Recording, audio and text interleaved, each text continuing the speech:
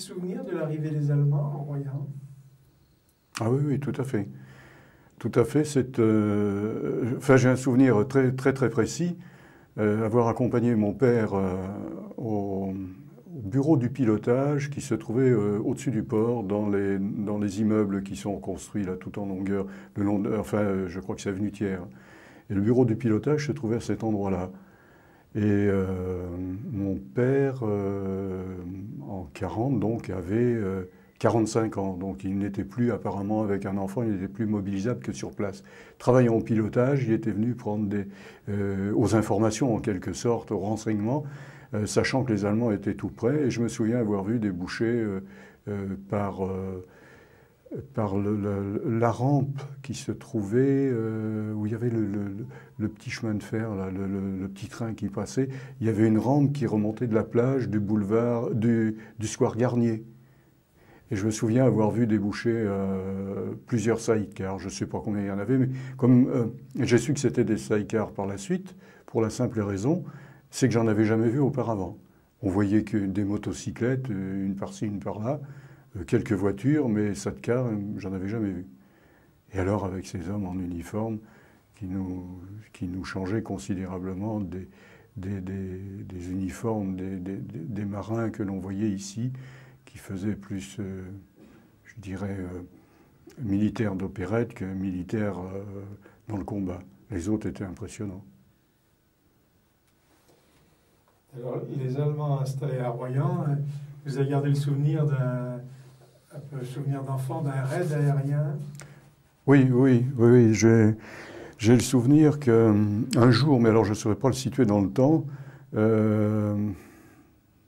j'ai aucun souvenir de l'année, mais je sais qu'en plein jour, il y a eu un passage très important enfin, on a baptisé ça des forteresses volantes, je ne sais pas quel est le terme exact qu'il faudrait employer, mais il y a une canonnade intense, la flaque, etc., qui a tiré pendant peut-être une demi-heure, trois quarts d'heure. Et j'ai le souvenir qu'un de ces avions a été abattu. Alors on disait, parce que les enfants, on ne pouvait pas se promener comme on voulait, il y avait quand même la férule des parents qui nous tenait un peu dans notre quartier. Et il paraît qu'il serait tombé dans les marais du côté de Monsonge, de la ferme de Monsonge, dans ces coins-là. Mais j'ai le souvenir très net des parachutes blancs qui descendaient. Donc, mais je ne me souviens plus combien. J'aurais des souvenirs plus précis en ce qui concerne un voisin, parce qu'on avait toujours pensé un peu à l'époque proche de l'autorité en place, et qui avait une fourche à la main, et je me souviens toujours de ça. Il faut les tuer, il faut les tuer. Enfin, bref. C'était très curieux. Mais ça, je l'ai entendu. C'est pas on dit, j'ai entendu. Je trouvais curieux, d'ailleurs. Mais c'est vrai qu'il y avait aussi, à cette époque-là, comment dire, une atmosphère de suspicion. Les gens qui n'étaient pas comme dans la norme étaient tout de suite suspectés d'un tas de choses. Et les étiquettes étaient vite accrochées sur le dos des gens. C'est curieux d'ailleurs. Et peut-être souvent, je suppose, à tort. Souvent à tort. Enfin.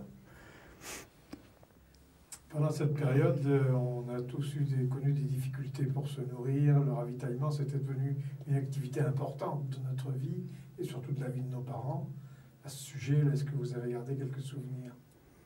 Le premier souvenir, c'est avoir été d'abord végétarien, ça c'est sûr. Et puis, d'une part. Et puis, d'autre part, nous avions un petit jardin. Donc, mes parents faisaient leurs légumes et nous allions régulièrement, enfin le plus régulièrement possible, à Beaulieu, qui est un lieu-dit, à proximité de Royan, à 5 km de Royan. Enfin, 5 km de notre domicile. Et on partait avec une petite charrette et on allait donc travailler, enfin mon père travaillait donc chez des agriculteurs qui sont restés longtemps d'excellentes relations, et puis le temps a fait que tout se délite un petit peu, les enfants n'ont pas les mêmes les mêmes buts que les parents, et tout ça, ça se perd un petit peu. Mais enfin, j'ai ces souvenirs-là. Il allait faire du bois, il allait faire des légumes, des pommes de terre, entre autres, puis on allait faire les battages aussi.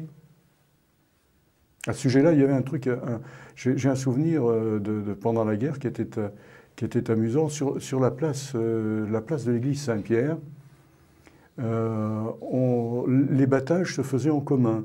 J'entends par là que les gens venaient, les agriculteurs venaient avec leur blé sur des charrettes, et ils s'installaient je dirais une batteuse communautaire qui fonctionnait à la vapeur d'ailleurs. Ça, j'en ai le souvenir très net. Et puis, on battait le blé ou l'orge, enfin peu importe. On battait donc les céréales sur la place Saint-Pierre, et il s'élevait des grands paillets.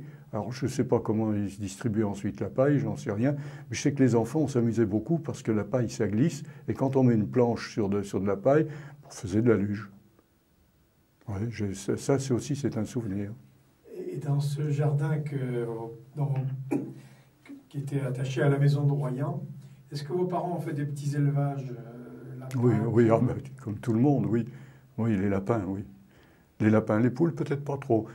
Parce que le lapin se nourrit facilement comment dirais-je, des déchets, des légumes. Enfin, du moins facilement, du moins on peut les nourrir.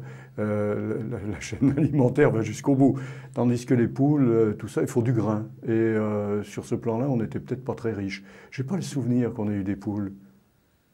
Je n'ai pas eu le souvenir qu'on ait eu des poules, pas le souvenir qu'on ait eu des pigeons, surtout pas, parce que je pense que ça devait être plus ou moins interdit, d'ailleurs, ces bestioles-là.